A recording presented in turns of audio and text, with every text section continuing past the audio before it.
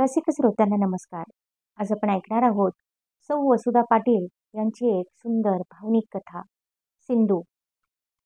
नळ अलीकडे फार लवकर जात होता, म्हणून सिंधूने वाटी फुलपात्रांपासून पिंपापर्यंत सर्व भांडी पाण्याने भरून ठेवली. कुकर सुद्धा भरला. पाण्याने फुलझाडांच्या गॅलरीतल्या 4 कुंड्या शिंतडून ठेवल्या.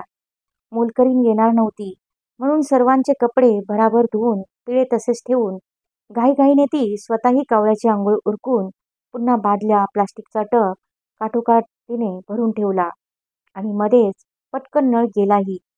तिला अगदी हायसं झालं.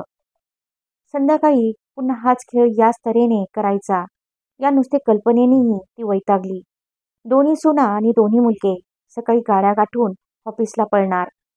तोवर स्वयंपाक जवळजवळ आटोपतच आलेला असे. मग 4 नातवंडांच्या अंघोळी, त्यांचे कपडे, त्यांची जेवणं, त्यांचे डबे भरणं आणि त्यांना शाळेला पोचवून देणं. यात 12चे टोले केव्हा वाजत तेच समजत नसे.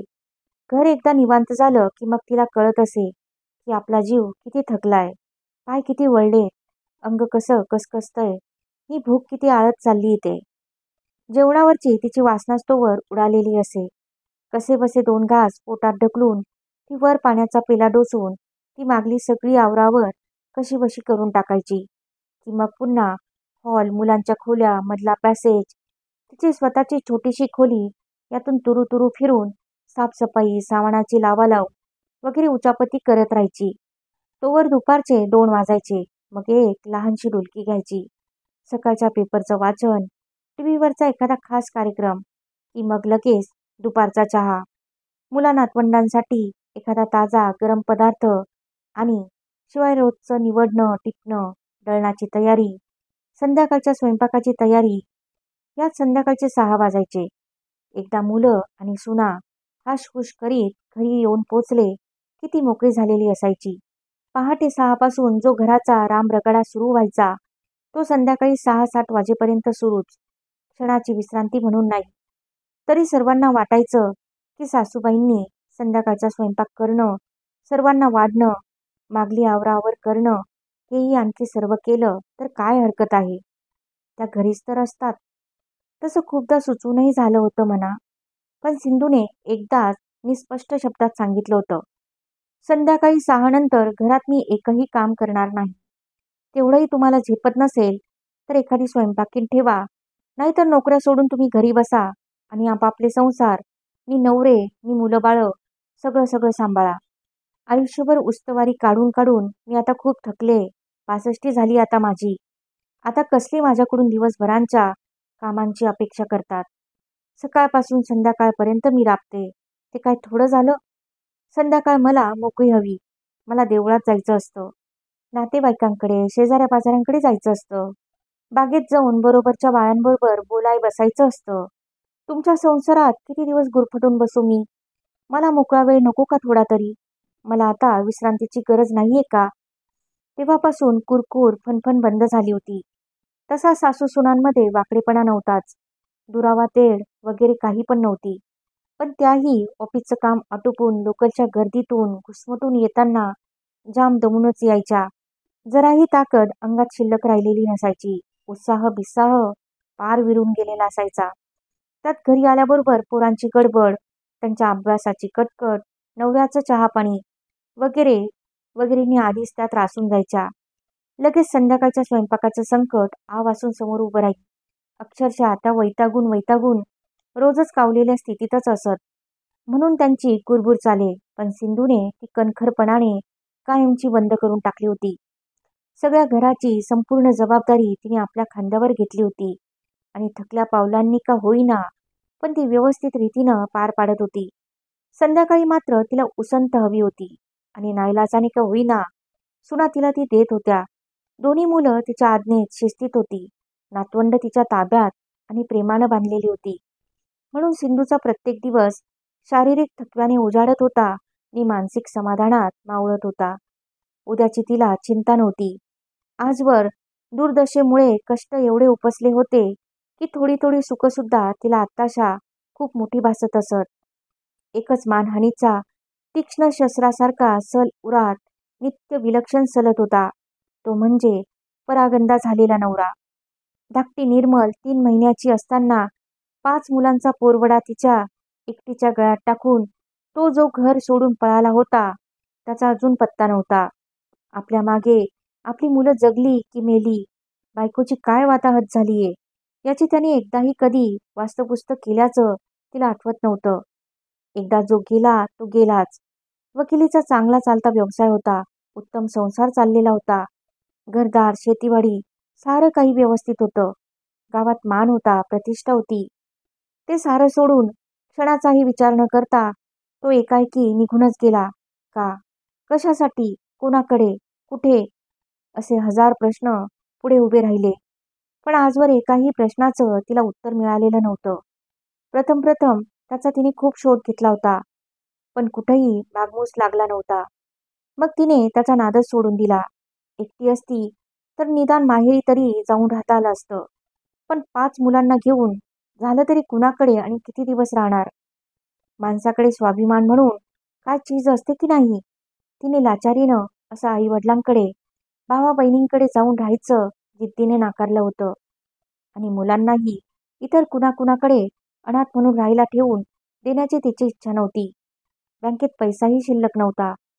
घर, शेतीवाडी गहाण ठेवून सगळे पैसे घेऊन नवरा पळून गेला होता. फक्त अंगावर थोडे दागिने होते आणि गावाबाहेर शेतावरचं एक जुनाट पडकसं धान्याच्या कोठाराचं घर होतं. एक शेतीचा लहानसा तुकडा गहाण ठेवायचा शिल्लक होता. त्याच्या जीवावर मरे मरेस्तोवर कष्ट करीत मुलांना शिक्षण देऊन तिनं कसं वाढवलं ते तिचं तिला माहीत. पण तिच्या कष्टांना यश आलं. मुलं चांगली शिकली सवरली होती. स्वकष्टाने आपल्या पायांवर व्यवस्थित उभी राहिली होती. लग्न वगैरे करून आपल्या संसाराला लागली होती. यशामागून यश मिळवित होती. मुख्य म्हणजे तिला मानत होती, तिच्या ताब्यात होती. तिला मानाने आदराने वागवत होती. इतक्या गरिबीत, इतक्या अवहेलनेत दिवस काढूनही मनाने वृत्तीने ती चांगली निपजली होती. तिला त्यांचा रास्त अभिमानही होता. त्यांच्या सुखासाठीच त्यांच्या संसारात अप्रूपाने मन घालून अजूनही ती खूप कष्ट काढीत होती.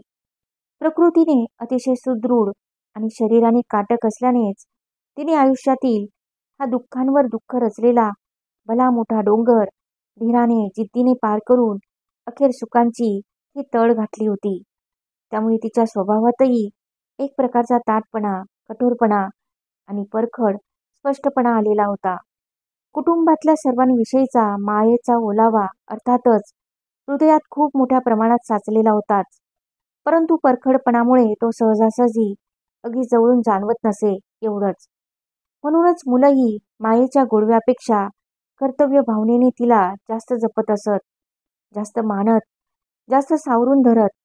कुठल्याही बाबतीत बायको की आई असा प्रश्न उभा राहताच आईच्या बाजूनेच जास्त झुकतं माप टाकीत होती.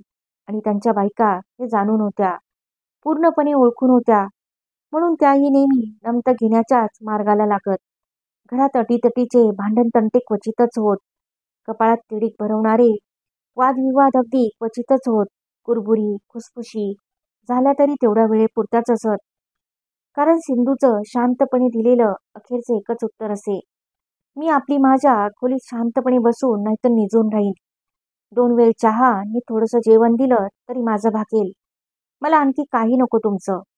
यापुढे घराचा कारभार तुमचा तुम्ही अगदी तुम्हाला हवा तसाच व्यवस्थित सांभाळा.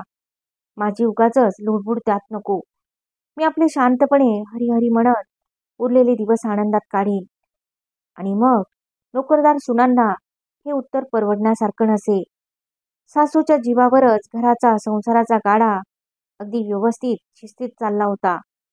त्या आरामात बिनधास्तपणे नोकरी करून पैसा वाचवू शकत होत्या, वेळ वाचवू शकत होत्या, श्रमही वाचवू शकत होत्या. आणि सासूचा तसा त्यांना काही त्रास नव्हता.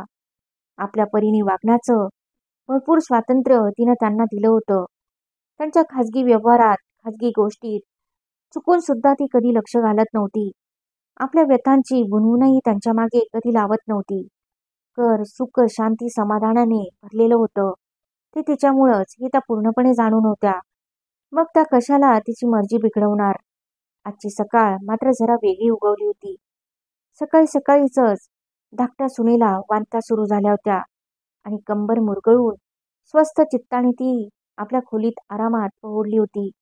सिंधू भाजी चिरायला बसली होती. थोरली सून डब्यातून न्यायच्या पोळ्या लाटत होती. का ग, हर्षाला वांत का होताय तेवढ्या? पोटात काहीतरी बिघडलंय म्हणूनच ना? डॉक्टरला दाखवून यायला सांग. हैगई नको उगीचच. अलीकडचं काही खरं नाही. कशावर न कशावर तरी जातं आपलं. आणि ऑफिसला आज जाऊ नकोस म्हणावं. दिवसभर विश्रांतीच घे.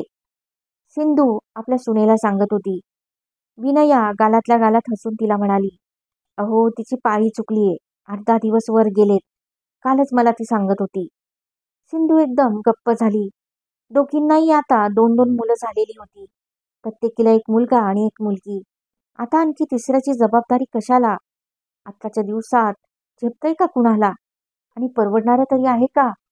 त्यांचे कपडे लत्ते, त्यांची खेळणी, त्यांची खाणीपिणी, शिक्षण, त्यांचे वेडे वेडे लाड नि हौसा नि मौजा.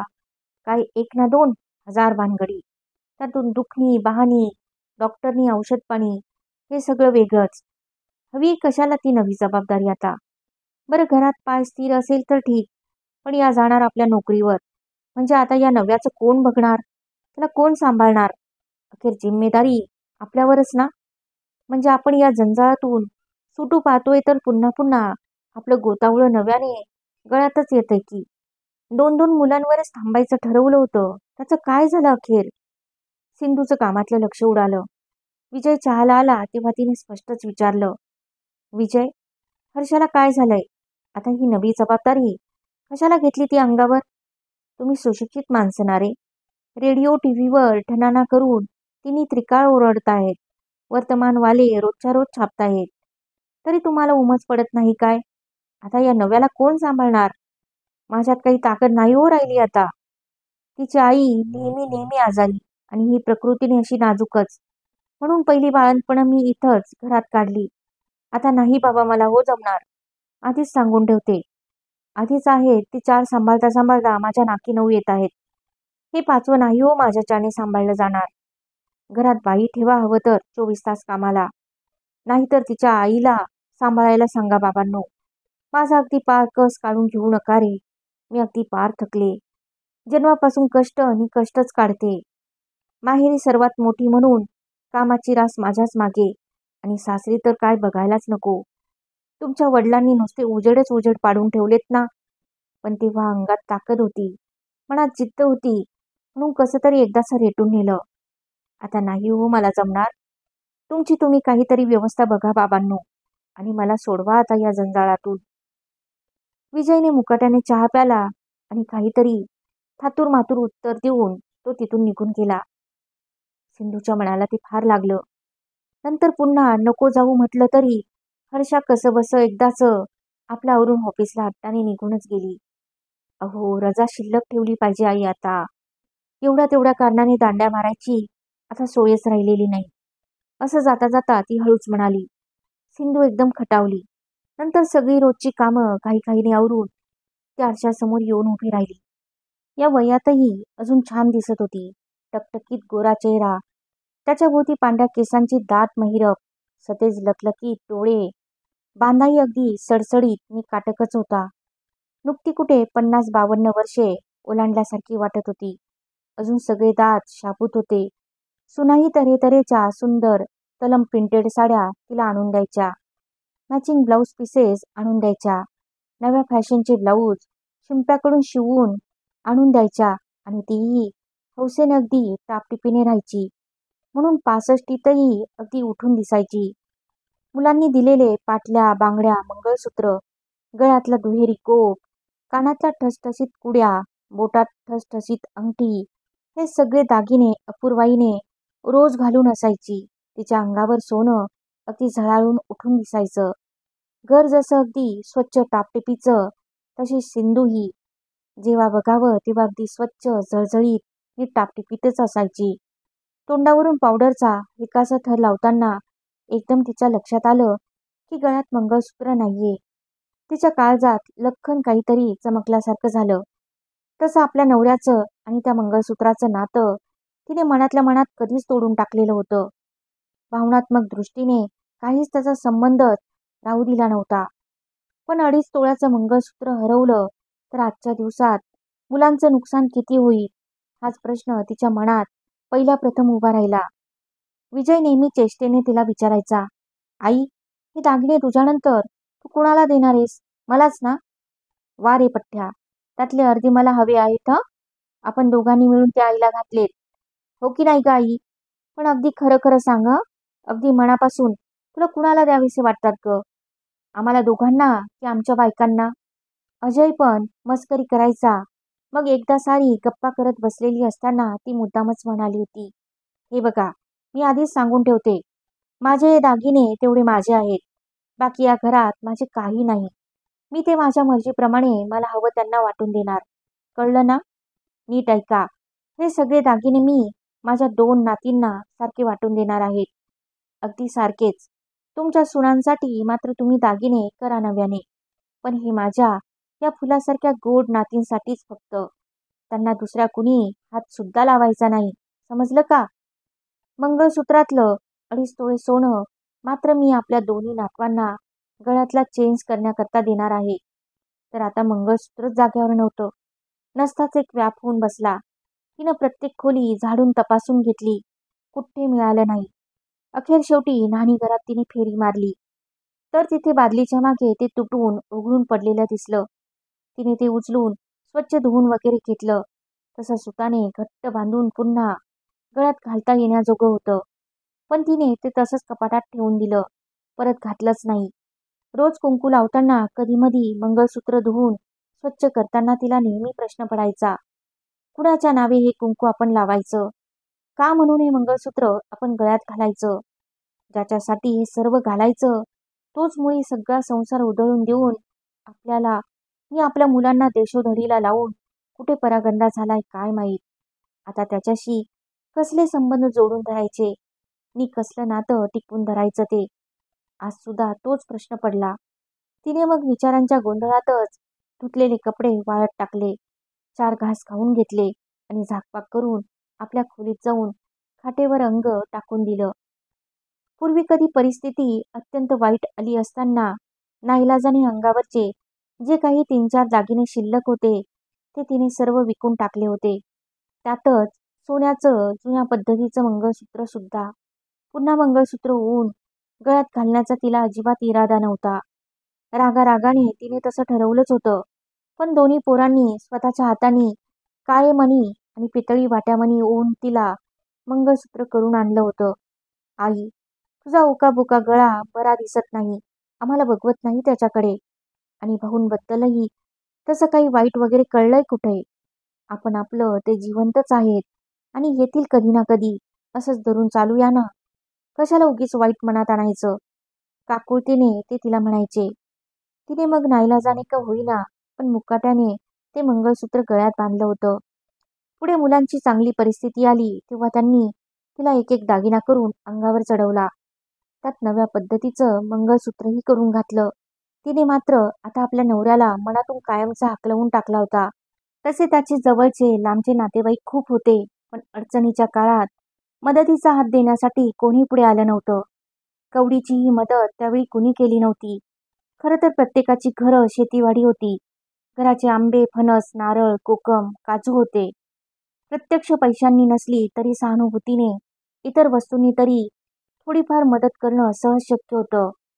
त्यांना भाऊची वकिली जोरात चालू असतानाच्या काळात त्यांच्यापैकीच बराच गोतावळा अवतीभोवती जमून स्वतःचे फायदे करून तुंबडा भरून गेला होता. पण भाऊ घर सोडून गेले तेव्हा नसती आफत आपल्यावर नको म्हणून ज्याने त्याने तिला नजर देण्याचंच काय, पण तिच्याशी तिच्या मुलांची साधी ओळख देण्याचंही टाळलं होतं. एक कोणी हरीचा लाल त्यावेळी स्वतःच्या मदतीचा हात देऊन समोर उभा राहिला नव्हता. आता मुलं नावारूपाला चढल्यानंतर, पैसेवाले बनल्यावर मात्र स्वतःचा स्वार्थ साधण्यासाठी हलक्या पावलांनी येऊन हळूहळू आपली चाहूल ऐकवायला सुरुवात केली होती. सिंधू सर्वांनाच ओळखून होती. तिने कटाक्षाने एकेकाला जागच्या जागी रोखून धरलं होतं. कधी गोड बोलून, कधी स्पष्टपणे परखड शब्दात रोखठोकपणा दाखवूनच. एकेकाची खेकड्यासारखी वाकडी वाकडी चाल त्यांच्याच गळ्यात अडकवून खूप वेळा निवांतपणे उपहासाने ती स्वतःशीच हसत बसे. अशा विविध प्रकारच्या वेड्यावाकड्या अक्कड भास नांग्या मोडण्यातही अनुभवांनी ती आता चांगलीच तरबेज झाली होती. ती होती म्हणूनच या घराचा किल्ला एकदम शाबूत राहिला होता. ती स्वतःच वेळोवेळी किल्ल्याची तटबंदी होऊन चौफेर पहारा ठेवीत होती. म्हणून मुलके, सुना, नातवंड सुरक्षितपणाच्या कवचात बिनधास्तपणे मोकळेपणाने अगदी सुखात होती. दुपारची तिची एक लहानशी डुलकी झाली. पेपरही वाचून झाला. आता चहाच्या नि बटाटे पोह्यांच्या तयारीला लागणार एवढ्यात दारावरची बेल वाजली. तिने दार उघडले तर दारात नरू भाऊजी उभे. नरू भाऊजी म्हणजे भाऊंचा सक्का थोरला चुलत भाऊ, ज्याने तिला तिच्या उरलेल्या थोड्याफार पैशा अडक्याच्या व्यवहारात सफाईनं बुडवून जुन्या काळात अण्णांना दशेला लावली होती. आज इकडे कुठे? इतक्या वर्षांनी कशी काय आठवण झाली म्हाताऱ्या भाऊजाईची नि पुतण्यांची? आमचं शेम कुशल विचारायला आला आहात का? तर बसा, चहा पाणी करते. पण लुटायला मात्र माझ्यापाशी आता काही राहिलेलं नाही हो. जे काही सर्व आहे ते दोन्ही मुलांचंच आहे. आणि तुम्हाला माहीतच असेल की मुलं आता चांगली शहाणी हुशार झाली आहेत. स्वतः चांगलं बघतात सर्व. अशा तशानं फसण्यासारखी राहिलेली नाहीयेत. ती कडवटपणाने त्यांना म्हणाली. मनात आलं होतं लाथ मारून त्या लत कोडक्याला उंबरठ्यावरून सरळ बाहेर हाकलून काढावं. पण तिने बाहेर तसं काही दाखवलं नाही. त्या जुन्या गोष्टी सोडून दे वहिनी आता. त्याच काय उगाळत बसतेस? आता नवीन काय झालंय त्याबद्दल विचार ना काहीतरी. मी त्याच कामासाठी आलोय तुझ्याकडे. पाणी सरबत काय असेल ते पण आण थंडगार पहिलं, मग सांगतो तुला बातमी. मला फार तहान लागलीये. नरू भाऊजी म्हणाले आणि हशहुश करत कोच्यावर बसले. सिंधूने पंखा लावला आणि आत जाऊन ती सरबताचा ग्लास आणि लाडू चिवडा घेऊन आली. तिला आठवत होतं हडप केलेले नवऱ्याचे हक्काचे पैसे मागायला ती याच नष्ट धीराकडे एकदा ऐन दुपारच्या वेळी उन्हात गेलेली होती. तहानलेली होती. प्यायला 10 पाणी मागूनही एक थेंबर पाणी न देता याने नोकराकरवी आपल्याला मागल्या दाराने हकलवून काढलं होतं. अस्सल भाषेत घाणेरडी शिवीगाळ केली होती. यालाही थेंबर पाणी न देता हकलवून द्यायलाच हवंय खरं. पण तिच्याने तेवढा निगरगट्टपणा झाला नाही. ट्रे समोर ठेवता क्षणी दिराने पटकन ग्लास उचलून गटागटा पाणी पिऊन आधी सरबत फस्त केलं आणि मग हावरटपणाने अवघ्या 2 घासात रव्याचा अख्खा लाडू उडवला आणि नंतर अगदी मख्खपणे चिवड्याचे बकणे एकामागोमाग एक असे तोंडात भरायला सुरुवात केली. आता नवीन काय काम काढलंय? आमच्याकडून एक दमडी देखील मिळायची नाही हे आधीच सांगून ठेवते. उगीच विनाकारण गळ घालीत बसू नका. काही उपयोग होणार नाही. जुने दिवस मी अजून विसरलेली नाही भाऊजी. कपाळावर आठ्या घालीत सिंधू बारीक तिरकस नजरेने निरखून पाहत म्हणाली. तसं गावाबिवाचं काही काम नाहीये ग. माझं स्वतःचं देखील काही काम नाही. आहे तुमचंच, पण मानलं तर तुमचं. बाकी काय म्हणणार मी आता? मीही म्हाताराच झालोय ना. मुलं नातवंड काय ऐकतायत माझं? त्यांनीच मला शेपाटला इथे तुला सगळं काही सांगायला. इथून सरळ परत घरी जाणार. धीर अदमास घेत म्हणाला. एवढं काय काम निघालंय तातडीचं एवढं? काही जमीन जुमल्यात हडप केलेली आमची वाटणी बिटणी देताय की काय उदार असते? तुम्हाला वाटणी कशी देणार गो बाये? आमच्याच आधी भांडून भांडून वाटण्या झाल्यात 25 की 30. एक एक खोली सुद्धा अर्धी अर्धी करून घेतली. सोपा विचारू नको, ओसरी विचारू नको, खळं विचारू नकोस. जिथे जिथे घालता येतील तिथे भिंती घालून भाग करून घेतले साऱ्यांनी. आता छपरावर राहायचं बाकी ठेवलंय. झालं. वाटणीचं आता गो काय? मग कसलं काम काढलं तर? सांगून तरी टाका पटकन. नातवंड शाळेतून यायची वेळ झालीये. ती एकदा आली की काही सुचू द्यायची नाहीत मला. मग बोलणं बिलणं काही व्हायचं नाही निवांतपणे. आणि पैशाचं मदतीचं तेवढं सोडून बाकीचं सांगून टाका सर्व काही. अगं सांगू काय माझं कर्म? तुझा गो येऊन राहिला ना माझ्याकडे. 8 दिवस झाले. कुठून आला, कुठे होता इतके दिवस, काय करीत होता वगैरे वगैरे मी काही वास्तपुस्त केली नाही ग बाये. अगदी अवतार होऊन आलाय. हे एवढं दाढी मिशांचं केसांचं शिप्तर, त्यात दात पडले, तोंडाचं बोळकं, प्रकृती एकदमच खराब. अंगावरल्या कपड्यांखेरीज दुसरे कपडे नाहीत. डोळ्यात काही तेज म्हणून दिसत नाही. आल्यापासनं वाढावं तेवढं हवरटासारखं ओरडतोय. 7 जन्माचा भुकेला आहे की काय समजत नाही. यापुढे कोण याला सांभाळणार नि कोण याची व्यवस्था बघणार? माझा अंतू मला म्हणाला, काकांना मुंबईला त्यांच्या घरी पोहोचवून द्या. आपल्याला त्याचं खटलं झेपायचं नाही. आणणारच होतो त्याला माझ्याबरोबर सरळ इथंच. पण तुम्हाला अगोदर विचारल्याशिवाय कसा आणणार? घरात नाहीच घेतलात तुम्ही त्याला तर कुठे मग नेणार मी तिथं गावी? उगीच डबल खर्च वाया नाही जाईल. तसा येताना मी शिंद्याच्या नारळाच्या ट्रकमधूनच बसून आलो. म्हण हवं तर फुकट फाकट. आता जाताना बघू काय व्यवस्था होते ती. परतीच्या तिकिटाचे थोडे तरी पैसे देशील की नाही? तुझी मुलं आता इतकं कमवत आहेत. मुंबईत एवढं प्रशस्त सुंदर घर म्हणजे खूपच पैसा. मुळीच देणार नाही. मी बोलावलं होतं तुम्हाला इथं या म्हणून. तसं असतं तर मी पैसे दिले असते. तुम्ही स्वतःहून आलात ना. आता कसले पैसे मागतात माझ्याजवळ? करा की तुमचा तुम्हीच खर्च. आणि तुने नाही दिले का पैसे? अगं इतक्या वर्षांनी तुझा नवरा घरी आलाय तर तुला काहीच कसं वाटत नाही त्याच्याबद्दल? कोण बाई आहेस की कोण? जरा सुद्धा त्याची चौकशी करत नाहीयेस ती. आम्ही तर त्याला आता 2-3 दिवसांपलीकडे ठेवून घेऊ शकत नाही हो. आधीच सांगून ठेवतोय. नका ठेवून घेऊ. द्या हाकलवून घराबाहेर. मला त्याचं काहीच सोयीसुतक नाही. इथं मात्र पाठवू नका हं. मी या घरात त्यांना अजिबात घेणार नाही. आमचा आणि त्याचा आता काहीही संबंध उरलेला नाही. म्हणजे मुळात त्यांनीच तोडले ते संबंध. मग आता कशाला परत सर्वांना चिकटायला येतायत ते? म्हातारपण आलं म्हणून? भोगायचे ते सगळे भोग भोगून संपून झालेत म्हणून? त्यांना खूप वाटत असेल आपल्या मुलाबाळात जाऊन आता त्यांच्या आधाराने राहावं. बायकोकडून म्हातारपणी सगळी सेवा करून घ्यावी. पण मी इथे त्यांना अजिबात थारा देणार नाहीये. खरं म्हणजे तुमचा मोठा भाऊ ना तो, मोठ्या प्रेमाचा, तर घ्या मग तुमच्याकडेच ठेवून त्याला. निदान त्याचे हडप केलेले पैसे संपेस्तोवर तरी त्याला जेवायला वाढा रोज 4 घास. म्हणजे तुमच्या माथ्यावरचं तेवढं एक तरी पाप उतरेल. बाकी त्यांची पापं त्यांनाच भोगू दे. आमच्यावर त्यांची जबाबदारी नाही. ती संतापून म्हणाली. काय बाई आहेस ग? कोण बाई असं आपल्या नवऱ्याशी वागेल तरी कशी? गरीब बिचारा अखेरीस पस्तावून एवढा माघारी परतून आलाय. तर त्याला जवळ नाही करायचं म्हणतेस? घरात नाही घ्यायचं म्हणतेस? बायको का काय म्हणावं तुला? छी छी. अगं इथे तुला त्याला तसा थारा द्यायचा नसेल तर गावातल्या त्या तुमच्या जुन्या घरी तरी त्याला राहायला दे. अलीकडे तुम्ही ते छान दुरुस्त करून घेतलंय ना. बोरिंग बसवलंय नवं. भरपूर पाणी लागलंय खाली. राहील की तिकडे एकटाच. करील मशागत जमिनीची. वकिली सुद्धा पुन्हा सुरू करील हवं तर. सुरुवातीला बसतान बसवायला तुम्ही थोडे पैसे खर्च करा त्याच्यासाठी.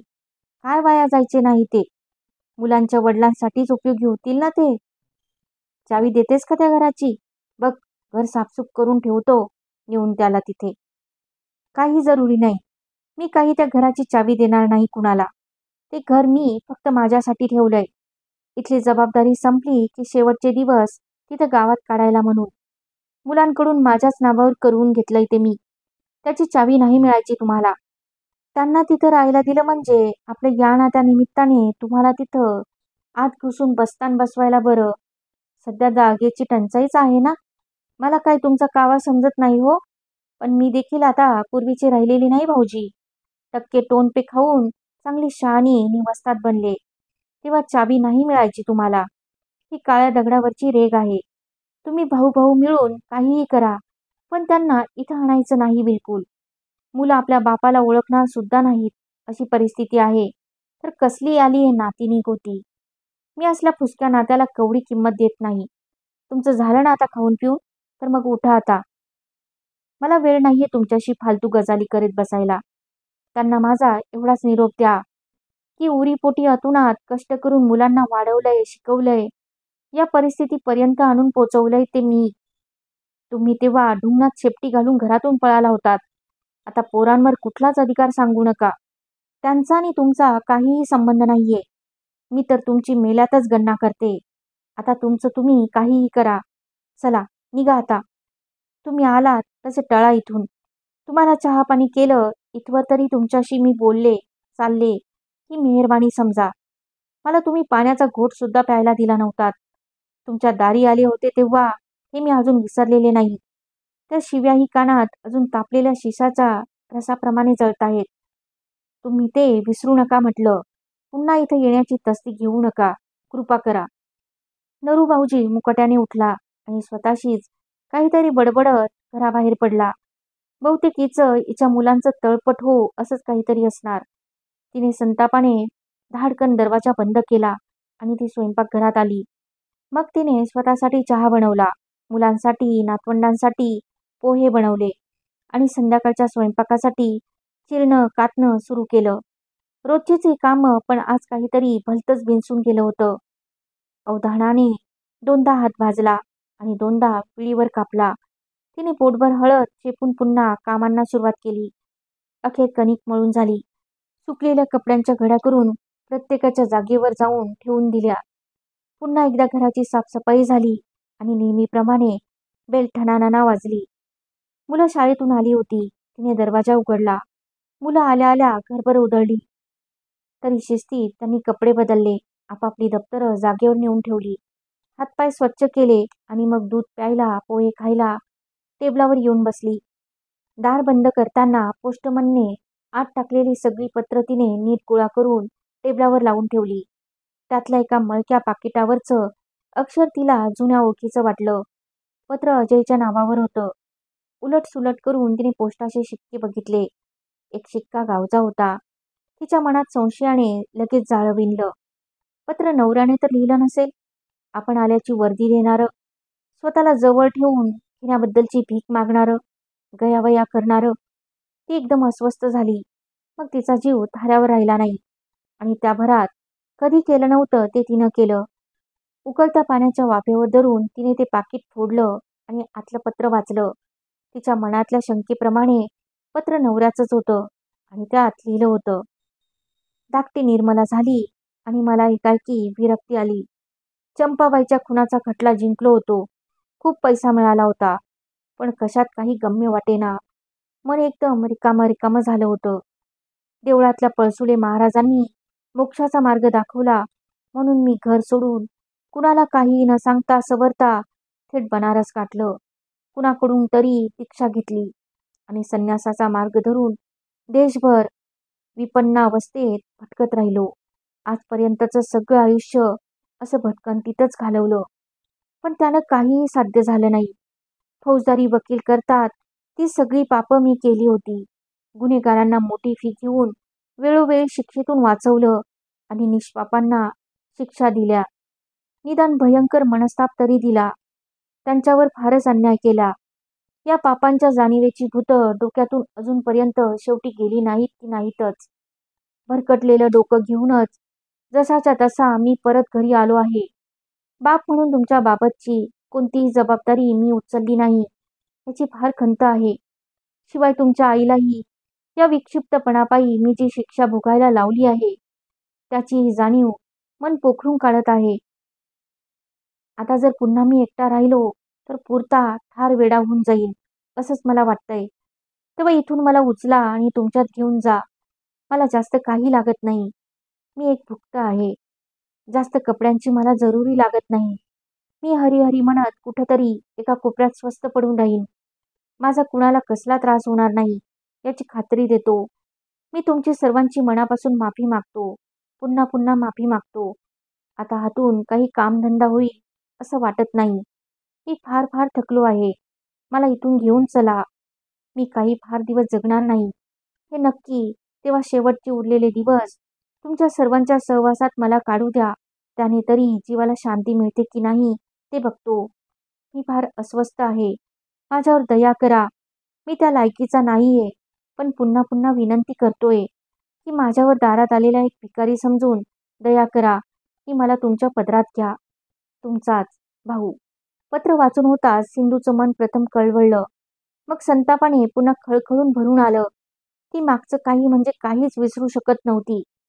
तिला त्याच्या नवऱ्याचा तो एक नवा बहाणा मात्र वाटला. वेळ पांघरून पेडगावला जाण्याचा एक खोटा प्रयासच वाटला. हातातलं पत्र पाकिटासह गॅसवर जाळून टाकण्याची सुद्धा तिला प्रबळ इच्छा झाली. पण मनावर वेळीच काबू राखून तिने पत्र होतं तसं घडी घालून पाकिटात घालून पाकिट गोंदाणी व्यवस्थित चिकटवून जागेवर नेऊन ठेवलं. संध्याकाळी अजय विजय आले. त्यांच्या बायका आल्या. चहा पोहे झाले. मग मुलांचे संध्याकाळचे अभ्यास घेऊन झाले आणि दोन्ही सुना स्वयंपाकघरात शिरल्या आणि सिंधू दत्ताच्या देवळात जाते असं म्हणून सटकली. मुलं घरी आल्या आल्या तो विषय निघायला तिला नको होता. तिच्या मनाने तिचा पक्का निर्णय आधीच घेऊन ठेवला होता. मुलं झाली तरी तशी स्वभावाने मवाळ आणि अळकूच होती.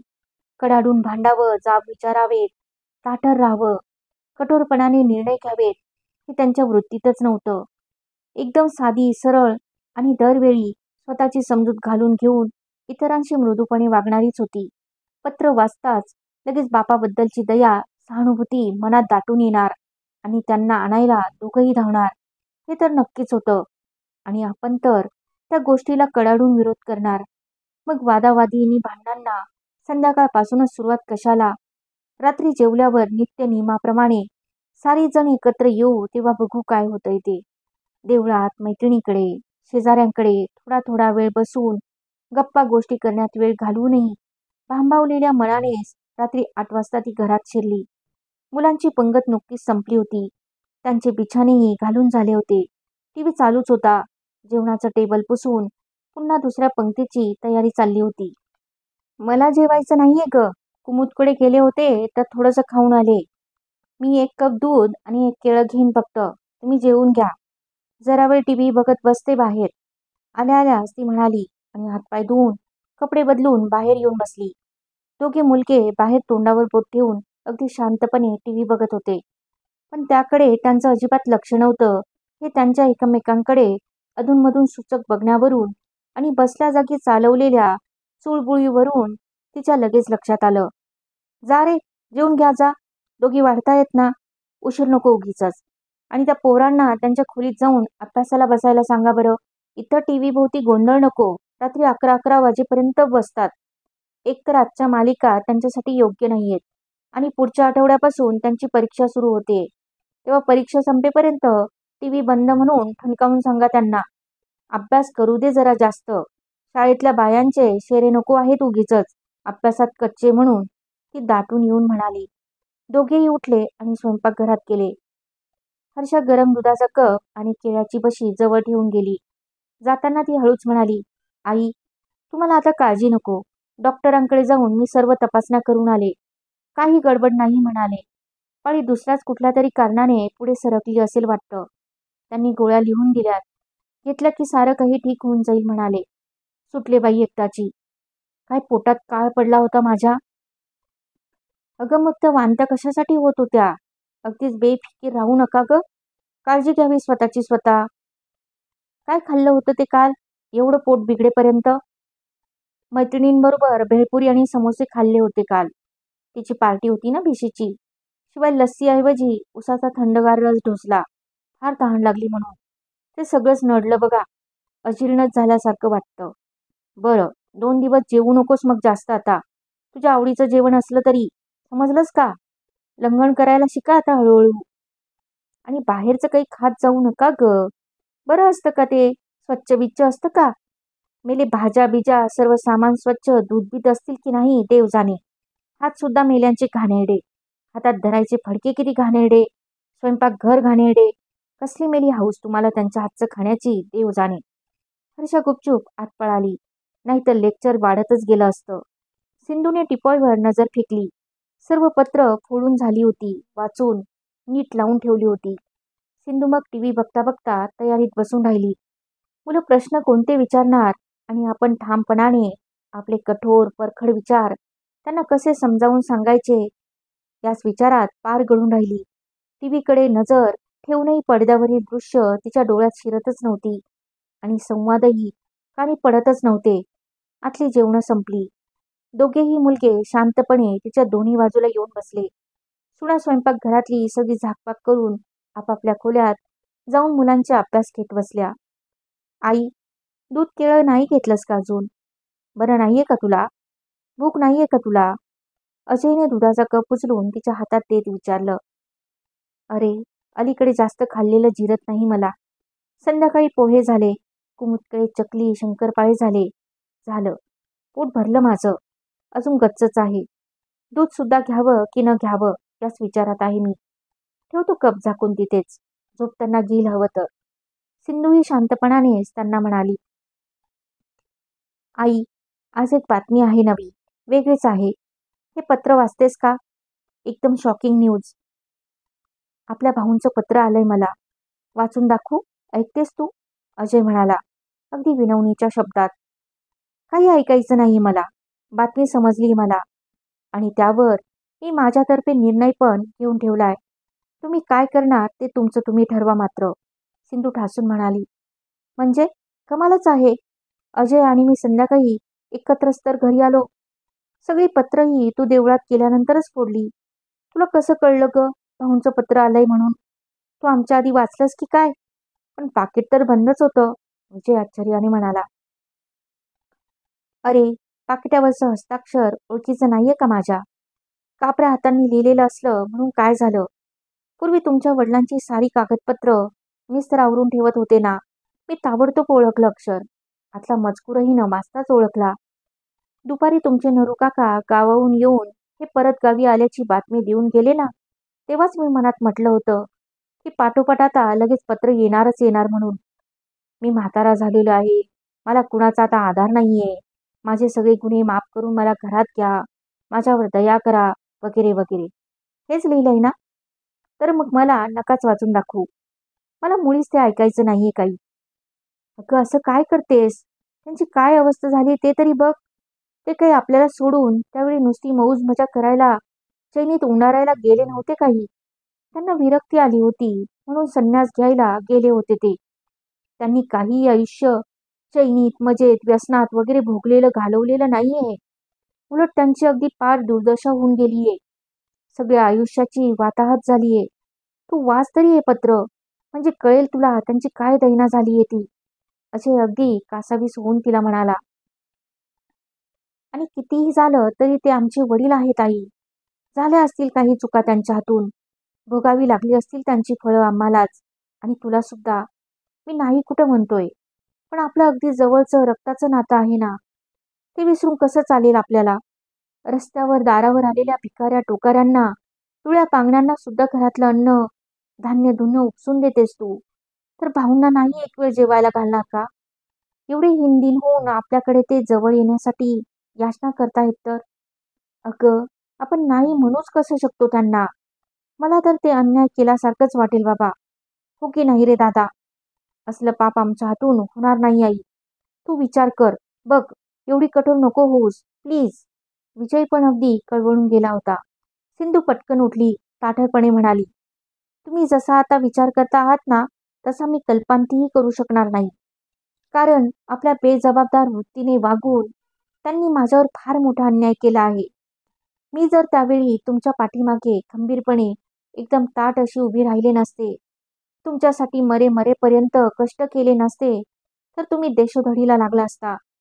जिवंत तरी राहिला असता की नाही देव जाणे. एका माणसाच्या अशा मूर्खपणापायी नि नादानपणापायी विनाकारण एवढी शिक्षा भोगायची. किती सहन करावं लागलंय. अपमान किती, अवहेलना किती, दुःख यातना किती. या दुष्ट वर्तनाला माझ्या मनात कधीही क्षमा थरालाही उभी राहणार नाही. करून करून भागले आणि देवपूजेला लागले, अशी त्यांची स्थिती झालेली आहे आता. त्या पत्रातल्या भाषेमागे प्रामाणिकपणा किती आणि ढोंगबाजी ही नाटकं किती, याचा आधी अंदाज तरी घ्या आणि मग बापाला जवळ करा. एवढी त्यांच्याविषयी उरात अचानक माया दाटून आली असेल तर. माझा त्यांच्यावर अजिबात विश्वास नाहीये. माझ्या दृष्टीने तो माणूस माझ्या आयुष्यातून पूर्णपणे संपलेला आहे. मी त्याच्याशी कोणतेही संबंध नव्याने जोडायला आता तयार नाहीये. तुम्हीच काय तो विचार करा आणि मग मला सांगा. माझा विचार अगदी पक्का आहे, सांगून ठेवते. तो गृहस्थ जर या घरात राहायला आला तर मी क्षणभरही या घरात राहणार नाही. समजलं का? मी गावी जाऊन माझ्या त्या जुन्या घरात एकटी राहीन आणि उरलेले दिवस आनंदात अगदी शांतपणाने घालवीन. माझी तशी तयारी आहे. तुम्हाला त्याची काहीही काळजी नको. इथं करीत बसा तुम्ही हवी ती तेवढी कोड कौतुक तुमच्या बापसाची. माझी काहीही हरकत नाही. घर तुमचं, पैसा तुमचा, इच्छा तुमची. मी कोण हरकत घेणारी रे बाबा. बोलता बोलता ती सरळ आपल्या खोलीत निघून गेली. दोघांनाही काय करावं समजेना. समोरासमोर बसून दोघंही बराच वेळ नुसता खल करीत बसले, पण निष्कर्ष काहीच निघाला नाही. दुसऱ्या दिवशी सकाळी चहाला स्वयंपाकघरात दोघंही आले तर नेहमीप्रमाणे ती भाजी चिरायला विळीवर बसली होती. माझी बॅग कपडे भरून तयार आहे रे बाबांनो. फक्त एसटीचं रिझर्वेशन करून माझ्या ताब्यात आणून द्या मात्र.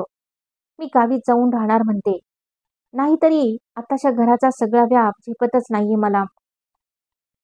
इथली हवाही खराब होत चाललीये. हे शहरात राहणेच नको झाले अलीकडे. मी आपली निवांतपणे तिथे एकटी राहीन. ती बसल्या जागेवरून पुन्हा निर्विकारपणे म्हणाली. दोघेही चपापले. आई घर सोडून गेली म्हणजे आटोपलाच म्हणा आपल्या घराचा कारभार. ती आहे म्हणून तर घर एकदम सीधं चालतंय. कुटुंब व्यवस्थित थाऱ्यावर आहे. ती जर खरोखरच निघून गेली तर हा सगळा रामरगाडा कोण सांभाळणार? मुलांची व्यवस्था कोण बघणार? आई, तू म्हणजे अगदी टोकाला जाऊन पोचणारी बाई आहेस. काल नुसतं भाऊंना इथं घेऊन येण्याचा साधा विचार मांडला तर लगेच रात्रीच्या रात्री आपली बॅग भरून तयार. तुला कुणी जा म्हणून सांगितलंय का? तुझं म्हणजे अगदी एक घाव दोन तुकडेच. कुणाशी जमून घेणार नाहीस तू. नेहमी आपलं आपलं तेच खरं. हे बरं आहे का? एखादा प्रश्न निकालात काढायचा म्हणजे काही विचार नको का करायला? प्रश्न सोडवायचे कितीतरी मार्ग असू शकतात. पण तुझा म्हणजे म्हणजे अगदी सर धोपट. तू ठरवशील तो एकच मार्ग. तो बदलण्याचा दुसरा विचारच करायचा नाही मुळी. अशाने कसं चालेल ग? अजय वैतागून म्हणाला. तुझ्या मनातला दुसरा विचार मी सांगते बघ आधीच. आणि तोही मला मान्य होणार नाहीये. आधी स्पष्ट करते. भाऊंना गावात जुन्या घरात नेऊन ठेवायचं. हाताशी सुखाच्या बरोबर आणखी एखादं गडी माणूस ठेवायचं त्यांची देखभाल करायला म्हणून. आणि इथून त्यांच्यासाठी खर्चादाखल भरपूर पैसे पाठवायचे. हाच ना? म्हणजे मी इथे मरमर कष्ट करून काटकसर करून सगळा व्यवहार हिशोब वृत्तीने सांभाळून तुमच्यासाठी पैसे साठवायचे आणि तुम्ही ते त्या ऐदी फुकट्या बापाच्या कपाळावर नेऊन आदळायचे. हाच ना तो दुसरा मार्ग? मला तो बिलकुल मान्य नाही. गावातलं जुनं घर माझ्या नावावर आहे. मी तिथे तुमच्या त्या बेजबाबदार बापाला मुळीच राहू देणार नाही. तुम्ही त्याला इथं घरात ठेवा नाहीतर त्याच्यासाठी दुसरी नवी हवेली बांधून द्या. मला त्याचं काही सोयरचूक नाही. मी आपली गावाला जाऊन राहणार हे नक्की. बस. या विषयावर आता बोलणं बंद. माझं काय ते सांगून झालेलं आहे. तावातावाने भाजी चिरताना पुन्हा एकदा त्यांचं जागेवर खसकन बोट कापलं. पळापळा रक्त वाहू लागलं. हर्षाने ताबडतोब तिला विळीवरून उठवलं आणि बोटाला औषध लावून पट्टी बांधून तिच्या खोलीत नेऊन खाटेवर निजवलं. तिला संतापाने खरोखरच गरगरल्यासारखं झालं होतं. बराच वेळ ती निवांत पडून राहिली. मग त्या दिवशी हर्षाने रजाच घेतली. स्वयंपाक पाणी आणि मुलांची शाळेत पाठवणी, मागली सगळी आवराआवर, पाणी भरून ठेवणं वगैरे वगैरे सर्व कामं तिनेच उरकली. तेवढ्याने ती खूप दमली. मग सासू या वयातही काटकपणाने किती कामं उरकते. घर कसं स्वच्छ ठेवते, कशा वस्तू जागच्या जागी ठेवते, 4-4 मुलं सांभाळते, घराचे सर्व व्यवहार वेळेवारी व्यवस्थित जमवून घेते आणि शिवाय स्वतःही स्वच्छ आणि नीटनेटकी राहते याची तिला पुरेपूर कल्पना आली आणि तिच्याबद्दल कृतज्ञता आणि कौतुकही वाटलं. पण दमून ती कधीच गाढ झोपी गेली. पेपर वाचन नाही, टीव्ही बघणं नाही, पुस्तक चाळणं नाही. खाटेवर पडली आणि एकदम गाढ झोपलीच. फोन खणाखणा वाजत राहिला तरी तिला जाग आली नाही. मग सिंधूनेच उठून हॉलमध्ये येऊन फोन उचलला तर गावाहून ट्रंक कॉल होता. प्रोव्हिजनल स्टोअर्समधून वीरजी घाईघाईने बोलत होता. आईसाब, मी वीरजी बोलतोय जांभिरीहून. सकाळपासून ट्रंक कॉल लावलाय, तो आत्ता लागला बघा. इकडं काय झालंय?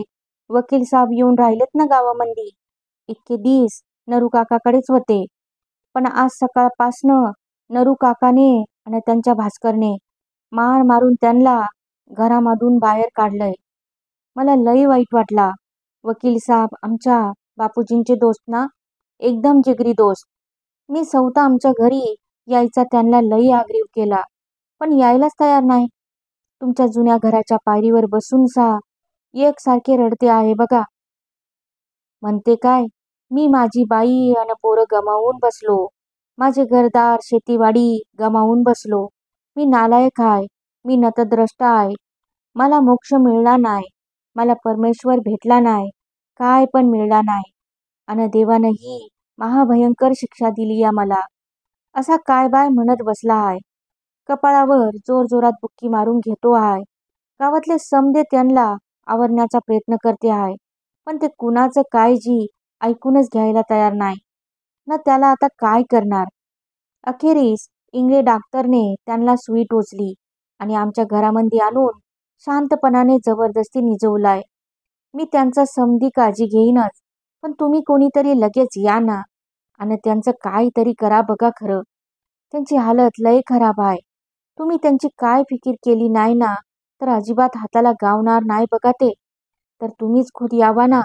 जल्दी जल्दी या. नाहीतर अजय विजयला कुणाला तरी पाठवा.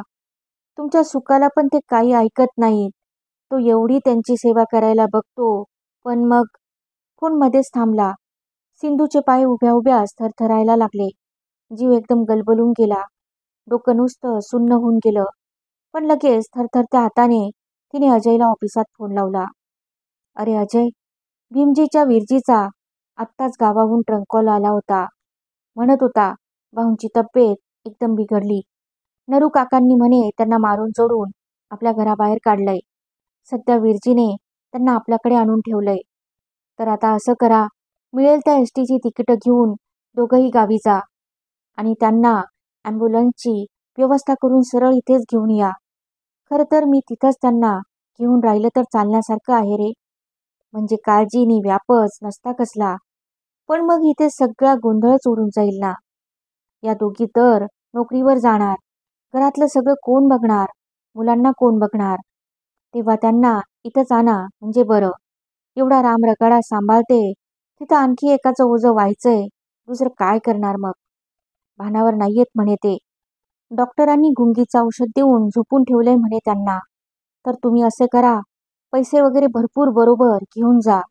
पहिले काय ते योग्य तातडीचे इलाज करून घ्या नि मगच इथे आणा. तोवर मी आपल्या साने डॉक्टरांशी बोलून ठेवते. मी तसे त्यांच्यासाठी खोलीपासून सर्व तयारी करून ठेवते. फोन करून झाल्यावर क्षणभर सिंधू डोळे मिटून थरथरत तशीच जागेवर उभी राहिली. मग हळूहळू चालत स्वयंपाकघरात गेली. दुपारची चहाची वेळ झाली होती. दुपारच्या खाण्यासाठी इडलीचं पीठ कालपासनं भिजवून ठेवलं होतं. गरम गरम ताज्या ताज्या इडल्या करायच्या होत्या. चटणी वाटायची होती आणि हे सर्व हीच करणार होती. सून उठण्याची काही ती वाट बघणार नव्हती. श्रोते हो, अशी ही सिंधूची कथा तुम्हाला कशी वाटली नक्की कमेंट करून सांगा. कथा आवडल्यास कथेला लाईक करा आणि अशाच नवनवीन कथा ऐकण्यासाठी आपल्या चॅनलला सबस्क्राईब करा. धन्यवाद.